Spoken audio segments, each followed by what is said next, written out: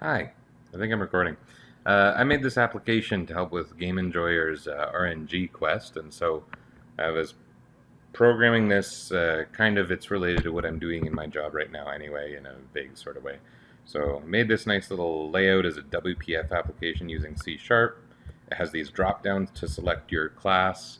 You push randomized party and you get a random party. I don't know if anyone will need to use that. Well, I mean, this application is really only designed for one person who I've never met. So that itself is interesting. The second tab says random actions, and what this does is allows you to pick, for each character, you indicate using one of these numeric controls how many spells and item casts that person has access to at that point. If, for example, you ran out of MP and you wanted those spells to be removed by the pool, you wanted those spells to be removed from the pool, you would just down tick the number of spells and count a little differently. There's still some, human judgment required. But then you'll pick get random actions, and it'll populate that box with a random action for you. Here's the code, and I'm basically showing this so that no one thinks it's too malicious. You can see I credited a Game Enjoyer because he basically made the rule set, the kind of decision tree used. So there's the randomized party action, there's the randomized actions action, and this is kind of the crux of it here. This is the decision tree. So like it brings in, based on those controls that are already there, the character's class, the number of spells, the number of items, and it rolls some dice to determine what it's going to do. And so if the character class is 0, then it's fighter or knight. If they have spells, it's going to look at this branch. If they have items, then we're considering them to have spells and items. If they have spells but no items, then it uses this instead. So if the roll is 5 or less, fight. If the roll is 6, cast the spell. And if the fighter has items and no spells, if it's below 6, you use fight, and if it is 6, you cast an item. And it picks the item from the list. And then so on for all the classes. The logic was slightly different in several places, and so I did make a tree for every class, with the exception of white mage and black mage, who really are treated the same. So the black mage and white mage logic is completely shared. So theirs is, for just walking through another one for funsies here.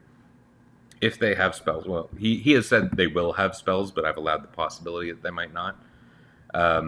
If they have items and spells, if the roll is less than 3, so it has to be 1 or a 2, the result is fight. If it's less than 5, so it can't be less than 3, and it's less than 5, so what we're talking about there is 3 and 4, is they cast a spell. And if it's 5 or 6, they do an item cast.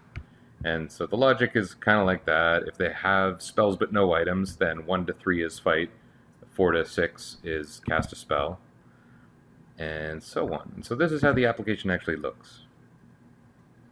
I'll find a way to distribute it, I guess. You can kind of go without putting in a party, but you just get error messages. Oh, a bunch of times apparently. Randomize the party. Here we got the second person's a master, so I won't give them any spells. The first person's a black mage, so we'll give them lots of spells. We'll give them like 20. Say they have 18 spells. They'll have 2 item casts. The master will have some item casts. These are knights. I'll give one of them spells and one of them not. I don't see why you would give them a lot of spells. Especially if you're relying on the RNG, you want your knight to be fighting, right? Right?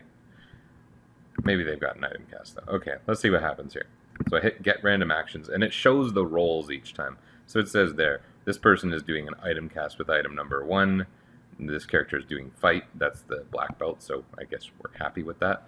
And believe it or not, these guys rolled really low, so the black mages are fighting. Or wait, is the bottom person's a knight? Okay, so they're fighting. Okay, this is actually a really good turnout, right? Okay, roll again, and we see that character 1 is casting spell number 11, whatever that means to Game Enjoyer or whoever else is using this. The other 3 are all fighting, which goes with the odds. Let's get them doing something different. So this one, it'll only ever not fight on a 6, and same with the master. When they roll a 6, they would use their item cast. This one is doing an item cast now because they rolled a 6. Number 3 we'll also see eventually. If they roll a 5, they'll cast a spell. So we got here 5, spell number 4, and oddly, here we have a 4, and so this person's casting spell number 5. and that's because that's a black mage, so I wouldn't have them in position 1 personally. But they rolled a 4, and so 1 to 2 would be a fight, 3 and 4 would be a spell, and 5 and 6 would be an item for them. Let's keep rolling until character 1 does fight.